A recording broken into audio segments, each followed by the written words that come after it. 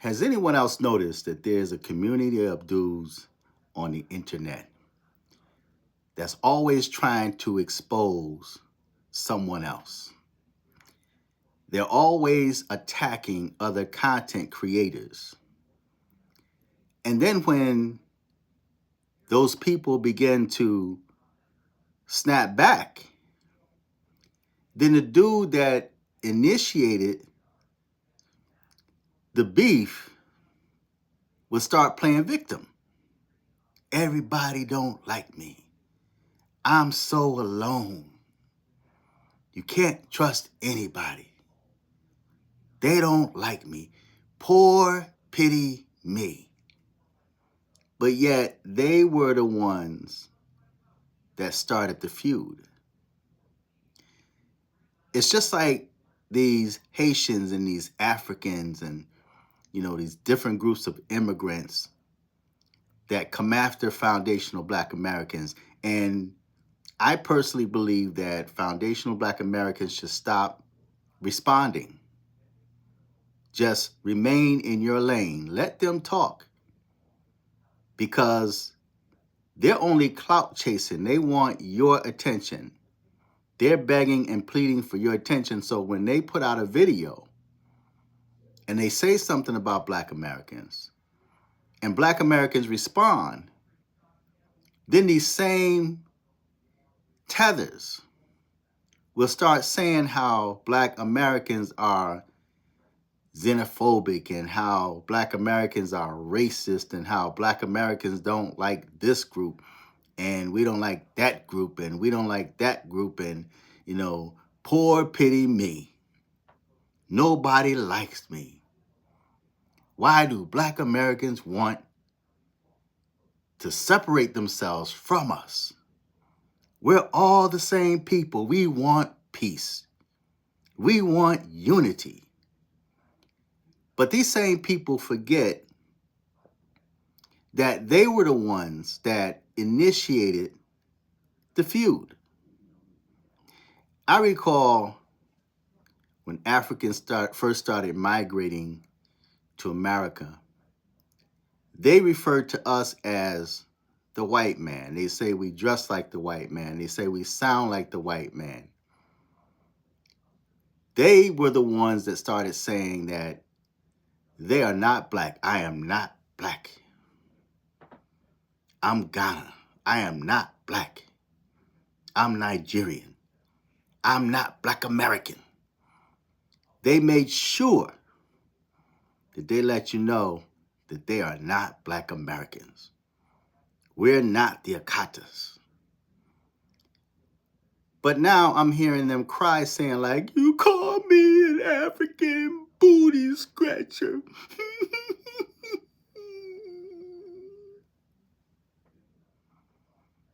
But did you forget your parents told you to stay away from foundational Black Americans? That we're lazy, that we're bad people, that, we're going to do harm to you, and that, we're thugs and gangster. Put close to 50 million foundational Black Americans in one boat.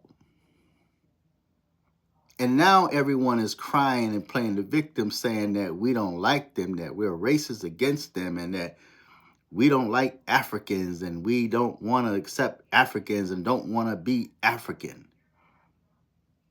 And a lot of y'all, when you came here, and you still do it, a lot of y'all, when you came here, you put down on paperwork that you identify as white. You refuse to identify as Black because Black is a racial construct. And you didn't want to identify with Black Americans, but yet you're acting like Black Americans, you're dressing like Black Americans, while you're on social media putting us down and talking about us and praising where you came from. At the same time, you're speaking in so-called Black Americans vernacular, using our slang words.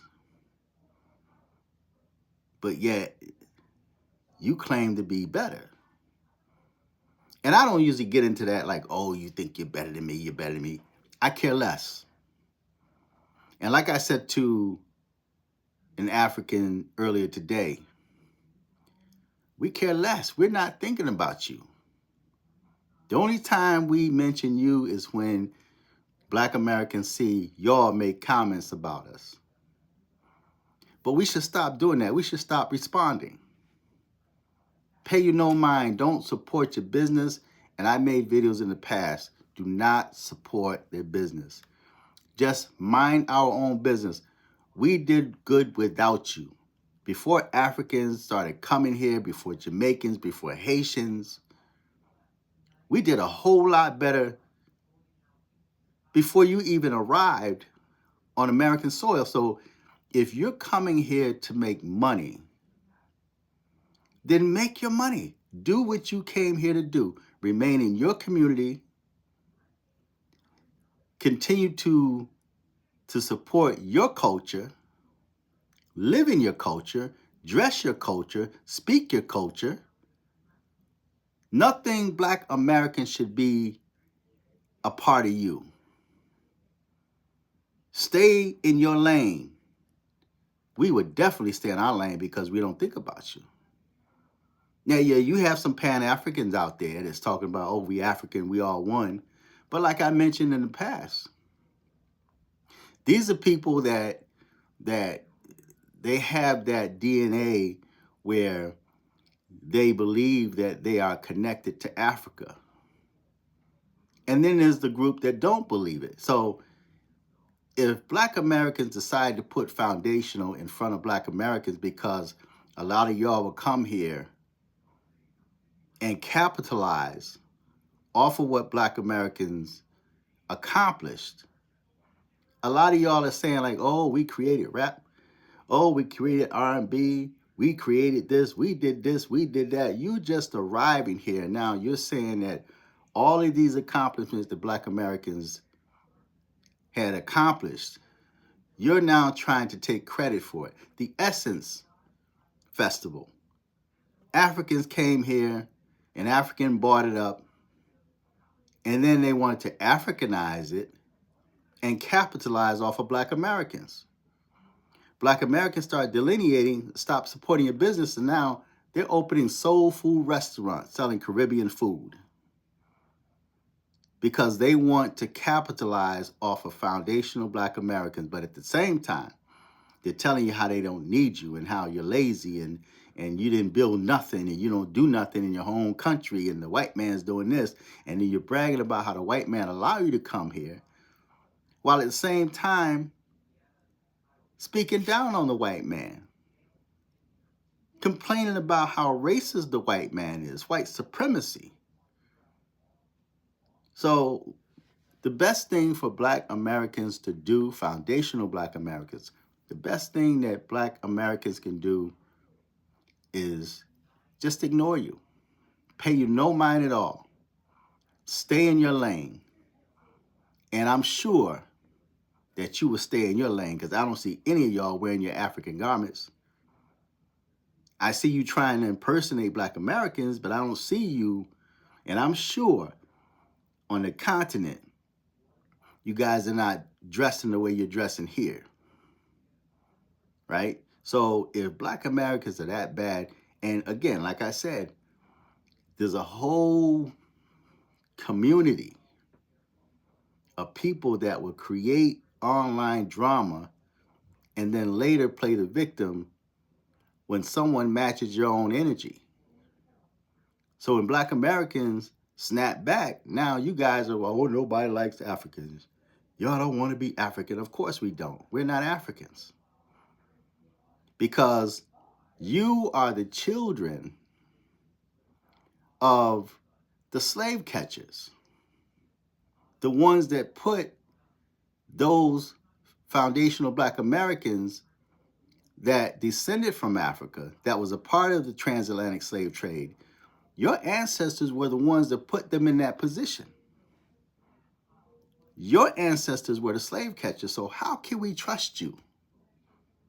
How could they trust you? And even the black Americans that went to the continent, bought property, thought they were buying property. The next thing you know, you try to you were robbing them. They had to come up with more money. And if they didn't come up with more money on top of what they were told, then you would just come and destroy their business, tear their homes down. And then the black Americans would get on social media crying, talking about what happened to them in Africa. See, why would you trust someone like that? See, if you don't know your history, you're bound to repeat it.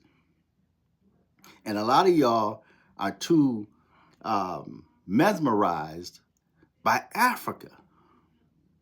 You're calling yourself Pan-African, ADOS, and all these other, but you are American. You're not African. But if that's who you want to be, that's how you identify, you reap what you sow. Just don't try to pull other people that rejected into your world. That's your world. That's not everybody else's world. Just don't pull everybody else into your world. That's your world. That's not my world. That's not how I identify.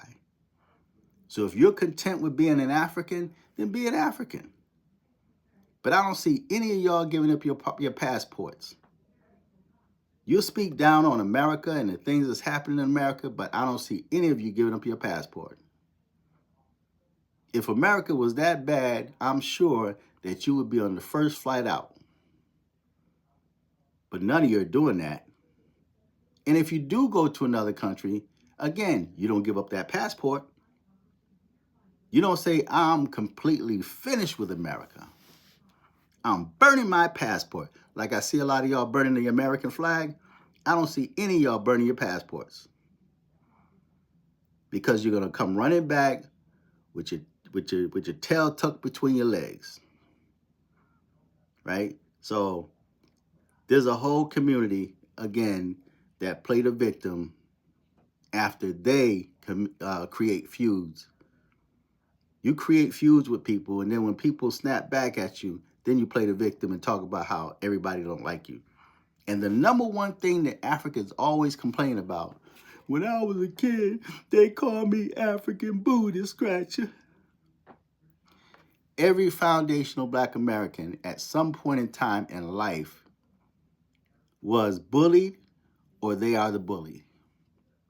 Everybody was bullied. Everybody was called a name. Everybody was teased. That's what makes you strong. When you're able to endure that, that's like elementary level. Name calling. We used to rib on each other, man. We just did it for fun. But we had rules to ribbing on each other. You could talk about anything about that person, but you can't talk about that person's mama, especially if a parent is dead. You don't talk about nobody's dead parent or dead relative. That was off limits, right? You get into the mama jokes, you can lose your life, right? You can talk about somebody's daddy, but don't talk about their mama. You can lose your life that way. But we came up ribbing on each other. We don't carry that into our adulthood. It only makes us stronger. And ribbing on each other makes you more creative because you have to have a creative mind in order to rib on somebody. That's why Tariq Nasheed is as good as he is. Now, a lot of his ribs are corny. When he rib on people, man, a lot of times he's corny, right? But he's undefeated, right? So stop playing the victim, especially if you guys are the ones that's creating the feud, And I think black Americans should just go ahead and just stay in your lane, pay them no mind, mind your business. Be like you were before Africans or Caribbeans came to this country. We've never needed them. We stood on our own, and that's what made us as great as we are today. Now, this generation is a bit different than when I was coming up. There's a lot of things we need to work on. But that's in-house. We need to work on those things. And one other thing I want to say, a lot of times your enemy could be a help to you, because when you have enemies out there and you have haters and they're trying to find fault in you, and they will say things thinking that they're hurting your feeling, take those things, because what they see, you can use that as a stepping stone to correct your wrong. So if your enemy sees something wrong about you and they make fun of you and they think that's going to hurt your feelings, say, oh, okay, all right. Is that how you see us?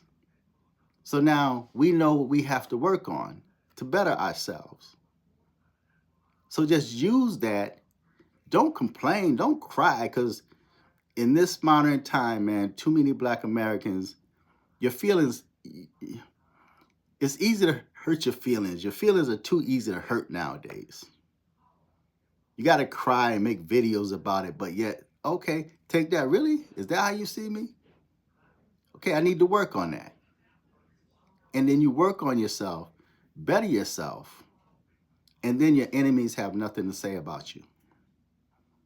So a lot of times your enemies can help you because they tell you how they feel about you.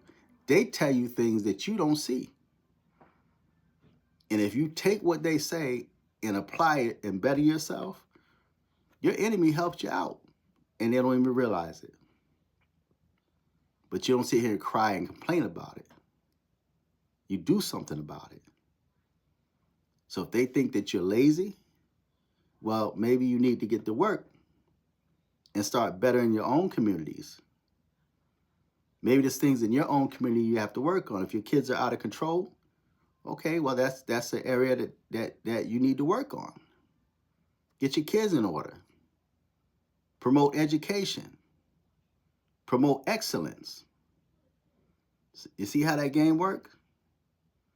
See, so what can't destroy you can only help you. So if your enemies see faults in you, you take those faults that they see and you use that to better yourself to the point where they have no more ammunition. And then thank them when you become even greater than what you are now.